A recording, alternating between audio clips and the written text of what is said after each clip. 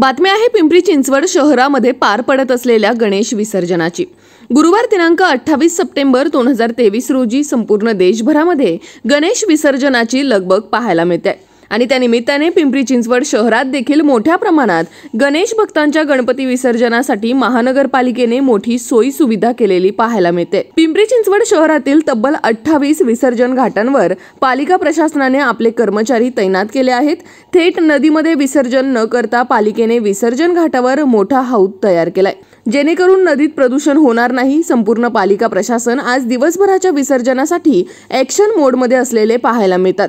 त्याचबरोबर पीओपीच्या मूर्त्या पालिका आपल्या ताब्यात घेऊन त्यावर विविध एनजीओच्या सहाय्याने प्रक्रिया करणार आहेत। मोठा पोलिसांचा बंदोबस्त देखील या विसर्जनादरम्यान पाहायला मिळणार आहे। पालिकेने कशा प्रकारे संपूर्ण शहरांमध्ये गणेश विसर्जनासाठी तयारी केली आहे याची माहिती स्वतः अतिरिक्त आयुक्त प्रदीप जांभळे पाटील यांनी दिली आहे। पाहूयात आमचे प्रतिनिधी प्रसन्न तरडे यांनी पिंपरीतील झुलेलाल विसर्जन घाटावरून घेतलेला हा थेट आढावा। नमस्कार प्रेक्षकांनो, जल्लोष बाप्पाचा उत्सव महाराष्ट्राचा या आपलावाच्या विशेष कार्यक्रमाअंतर्गत आपण सर्वांचे मनपूर्वक स्वागत। आज संपूर्ण देशभरात गणरायाच्या जे विसर्जन आहे त्याची लगबग सुरू झालेली आपल्याला पाहायला मिळत आहे। संपूर्ण महाराष्ट्रभरातच सकाळपासूनच विसर्जनाची जी तयारी आहे ती सुरू झाली आहे आणि आता आपण आहोत पिंपरी येथील विसर्जन घाटावर। आपण जर हा सगळा परिसर पाहिला तर या ठिकाणी पिंपरी चिंचवड महानगरपालिकेतर्फे मोठ्या प्रमाणात बंदोबस्त करण्यात आला आहे। जे विसर्जनासाठी या ठिकाणी आजच्या दिवशी हजारोच्या संख्येने जे भाविक असतात ते या ठिकाणी गर्दी करत असतात आणि कुठेतरी नदीमध्ये विसर्जन न करता पालिकेने या ठिकाणी हौदाची जी आहे ती सोय केलेली आपल्याला पाहायला मिळते। आपण या ठिकाणी बघू शकतो की सकाळपासूनच जे भाविक आहेत ते या ठिकाणी आपल्या घरच्या गणपती असतील, मंडळाचा गणपती असतील त्याच्या विसर्जनासाठी या ठिकाणी दाखल झालेले पाहायला मिळत आहे।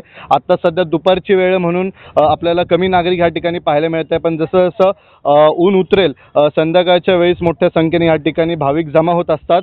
आणि जर आपण माझ्या मागच्या बाजूला पाहिलं तर या ठिकाणी पालिकेने आपला बूथ लावलेला आहे, पालिकेचे कर्मचारी या ठिकाणी तैनात आहेत आणि त्याचबरोबर पोलिसांचा देखील या ठिकाणी मोठा बंदोबस्त असतो। या ठिकाणी जी आहे ती मूर्ती जी आहे ती थेट नदीमध्ये विसर्जित न करता या हौदामध्ये विसर्जन त्याचं करण्यात येतं आणि त्याच्यानंतर हे जे मूर्त्या आहेत ते ट्रकच्या माध्यमातून पालिका आपल्या ताब्यात घेत असते। या ठिकाणी आपण पाहू शकतो की मोठ्या प्रमाणात जे पालिका प्रशासन आहे ते या ठिकाणी सज्ज झालेलं आहे। भाविकांना आव्हान करण्यात येते पालिकेकडनं की नदीमध्ये थेट विसर्जन न करता तुम्ही हौदामध्ये विसर्जन करा आणि जर मागच्या बाजूला पाहिलं तर या ठिकाणी ट्रकची देखील व्यवस्था केली आहे, जेणेकरून जे मूर्त्या आहेत ते पालिका आपल्या ताब्यात घेऊन पुढील त्याच्यावर जी प्रक्रिया करायची त्याच्यासाठी हे तयार ठेवण्यात आलं आहे। त्याचबरोबर आपण पाहू शकतो की या ठिकाणी जे आहे ते हौदाची जी व्यवस्था आहे ती करण्यात आली। त्याचबरोबर मूर्ती संकलन केंद्र या ठिकाणी उभारण्यात आले। पालिकेने पूर्वपणे आपण पाहू शकतो या ठिकाणी भाविकांची काळजी घेतलेली आहे, कोणताही अनुचित प्रकार घडू नये या ठिकाणी आपण पाहू शकतो की मोठ्या प्रमाणात पालिका प्रशासन तैनात आहे। त्याचबरोबर माझ्या मागच्या बाजूला आपण जर पाहिलं या ठिकाणी भाविकांकरिता या ठिकाणी ॲम्ब्युलन्सची देखील सोय करण्यात आली आहे। मोठ्या प्रमाणात डॉक्टर देखील आपल्याला या ठिकाणी पाहायला मिळत आहे।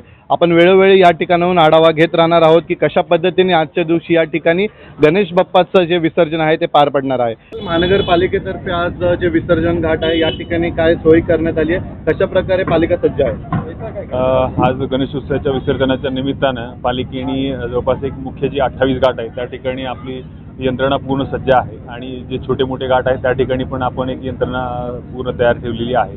आपण या ठिकाणी माणसं डिप्लॉय केलेले आहेत, माणसासोबतच जीवरक्षक इथे नेमूद केलेले आहेत, त्याच्यासोबत बॅरिकेडिंग केलेलं आहे जेणेकरून त्या नदीच्या प्रवाहामध्ये कोणी जाऊ नये। कृत्रिम तलावाची सोय केलेली आहे की जेणेकरून ते सगळे जे गणपती आहेत ते सगळे आपले कृत्रिम तलावामध्ये विसर्जित केले जातील आणि तिथून वाहनाची व्यवस्था केलेली आहे की जेणेकरून आपल्याला इतर ठिकाणी घेऊन जाता येईल। आणि त्याच्यासोबतच आपण CCTV इथं अरेंज केलेला आहे, सुरक्षिततेच्या दृष्टीनं काही अडचण येऊ नये आणि जर लाईटच्या अनुषंगाने DG आहे, बाकी स्वच्छतेच्या अनुषंगानं आपण इथे कर्मचारी तैनात केले आहेत आरोग्य विभागाचे। अशा पद्धतीनं आपण एक पूर्ण यंत्रणा या ठिकाणी सुसज्ज आहे आणि सगळी तयारी झालेली आहे। जसे एकूण 28 घाट तुम्ही म्हणता ते कशा प्रकारे त्या ठिकाणी जे पालिकेचे कर्मचारी आहेत आणि विविध जे NGOs आहेत त्यांचे देखील व्हॉलंटियर्स त्या ठिकाणी सहभागी आहे, साधारण किती आकडा आहे पालिका कर्मचाऱ्यांचा?